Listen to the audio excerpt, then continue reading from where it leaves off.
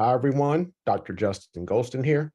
And in this video, we're going to provide you with an introduction into the metaverse. A number of you probably have heard of the term metaverse, but I think that there are a number of misconceptions in terms of what we're referring to when we're talking about the metaverse. Now, we need to understand that there is centralized metaverses, such as Meta. We're going to be talking about Meta a lot within this week.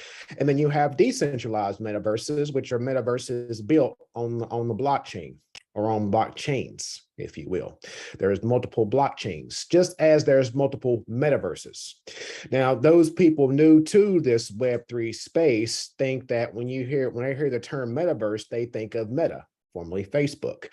Now, I will say that Meta has accelerated the discussion in terms of the metaverse, but I think that these are my opinions. I believe that Meta has different plans for the metaverse in terms of collecting data from individuals that go into their metaverse, and this Web3 movement will actually look to prevent that, in that the Web3 metaverse is going to be decentralized. Now, whenever we talk about Meta, formerly Facebook, I would refer their metaverse to Web 2.5. It's not truly decentralized, so it cannot be considered Web3. Okay. Now, a number of other organizations, such as NVIDIA, such as Microsoft, are also living in Web 2.5. So Microsoft owns Minecraft, if you've heard of Minecraft, and individuals can refer to Minecraft as a metaverse. It's a virtual world where individuals can collaborate, can communicate, can build, but within Meta, within Minecraft, you do not own the asset being land, the asset being skins, for example. You know, Minecraft makes a lot of money in what we refer to as microtransactions for skins, for clothing, for shoes, and things like that. So in the Web 2.5 world, I think that you can look at a number of these organizations on experience. So within this experience column here, you have a number of Web 2.5 organizations and a number of Web 3 organizations. So for example, Facebook, Twitch, Minecraft, Fortnite, I would refer to those as Web 2.5. Those are organizations that worked into this centralized Web 2 world, and they are building things that they're referring to as the metaverse, right? So this whole term of the metaverse can get a little cloudy, but if you look at organizations such as Animoca Brands, Sky Mavis, so Sky Mavis is the creator of Axie Infinity. You also have organizations. Let me keep looking here. Let's see if I can find any more Web3 true web. Sorry. So Star Atlas is a Web3 platform. It's a decentralized play and earn gaming project where you're able to own land or planets in space, right? So you are the owners of those lands. So if someone has to pass through your planet or do something on your planet, then they'll have to pay you a microtransaction, have to pay you a fee. So whenever we talk about the Web3 metaverse, we can talk about digital real estate, similar to how we can view view real estate in the real world, right? So similar to how some of us have to pay rent, you know, to live within an apartment or within a home. You know, you can charge rent for people to build on your land, to harvest minerals and resources from your land within the Web3 world. Whereas if you look at Meta, if you look at Fortnite, if you look at Minecraft, those organizations gain all of those profits. They receive all of those profits. The people do not receive any of those profits. You know, that's why we refer to it as Web 2.5. These large organizations are really the only ones that are profiting, right? So within the experience column, you'll see a number of Web 2, Web 2.5, and Web 3 type projects or organizations. Within the discovery, within Web3, we're going to see a large emergence of marketing, right? So just as how Facebook or Meta, I still use it interchangeably, similar to how Meta doesn't create content. They depend upon the users to create content. They depend upon the users to bring in other users onto their platforms. Within the Web3 space, within the metaverse, the users are going to create the content. The users are going to monetize off of that content. Okay, so within discovery, you're going to see a number of individuals, influencers. So, you know, we have influencers making millions off of YouTube, right? But YouTube takes a percentage of that, right? So how much is, if those influencers are making millions, how much is YouTube actually making off of those individuals through advertising on their videos, right?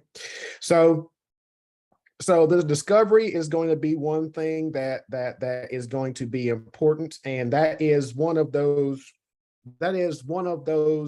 things that is developing as we speak, right? So the users are actually going to dictate where this whole discovery and content generation actually goes in the metaverse.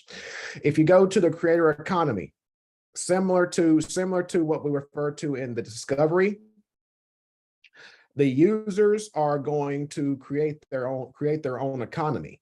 Within a previous video, we talked about social tokens and things like that, where users or influencers can actually create their own tokens, right? So they can have a creator economy. So those people who have millions of subscribers on YouTube, they could create their own platform within the metaverse, and now YouTube does not monetize off of those individuals who are creating content for YouTube. Okay. Whenever we move over to spatial computing, there's a variety of different organizations within this spatial computing column, with Unity and Unreal Engine. Those two projects are what creates the user experience for the metaverse. Unreal Engine creates. We're going to go to in the next video. We're going to go through one of the metaverses, Illuvium, where they're actually building on Unreal Engine. And there are another projects, TCG World, where SidTech DAO is creating a university. They are building on Unity. So these different metaverses are going to be building on different platforms using different tools. Okay. Omniverse. So in the last week of this class, we're going to talk about NVIDIA's Omniverse. The Omniverse is going to be more geared toward organizations and creating what we refer to as digital twins. We're going to go through that in more detail. And then OpenAI and Google AI is going to bring in artificial intelligence within the metaverse. But once again, that AI is still centralized. Okay. Now we're going to talk about another project called Altered State Machine, where they're creating non-fungible intelligence with NFTs, where the users are going to train brains so that they're creating decentralized artificial intelligence, so that the AI is not going to be controlled by Google. It's not going to be controlled by projects such as OpenAI within the Web3 world.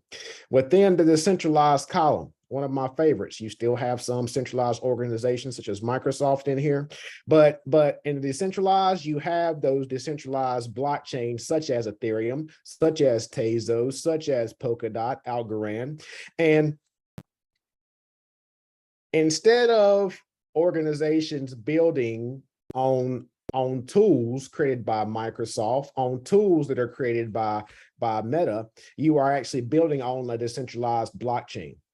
Okay, so we're going to go through a number of those, and I'll let you know which blockchains that those particular metaverses that we're going to go through is going to be built on in future videos. And then you also have the integration of non-fungible tokens. And those non-fungible tokens can be created by anyone, sold by anyone. And then once you purchase those NFTs, then you'll have ownership of those NFTs. And then if you look at OpenSea in this column here, that's the marketplace where you can actually buy and sell those non-fungible tokens to equip your metaverse build with artwork. And then also OpenSea is where you purchase those metaverse lands, those NFTs. We'll also go through Immutable X. Immutable X is another offering where you can actually create and sell non-fungible tokens or NFTs. And then as we go on to the human interface over Oculus. So Oculus, once Facebook changed the name to Meta, they'll now change the headset, the Oculus headset to MetaQuest. So that's the interface, that's the tools that are going to further enhance the metaverse experience. My thoughts, these are my thoughts. This is based on my research, based on speaking with people within the metaverse ecosystems, the builders within the metaverse ecosystems. I think that we're still a ways away from wide adoption of augmented reality and virtual reality within the metaverse. There's going to be a number of people that are going to continue to use desktops to access the metaverse. Some organizations are actually trying to create mobile solutions for the metaverse so that we can have a larger audience to onboard into the metaverse, to onboard within the next internet, the new internet. You can also see that Neuralink that's very interesting that Neuralink is on this caption here. I'm still waiting to see how Neuralink is going to be integrated within the metaverse, but I think the biggest one within this column is going to be Oculus. So although Meta is going to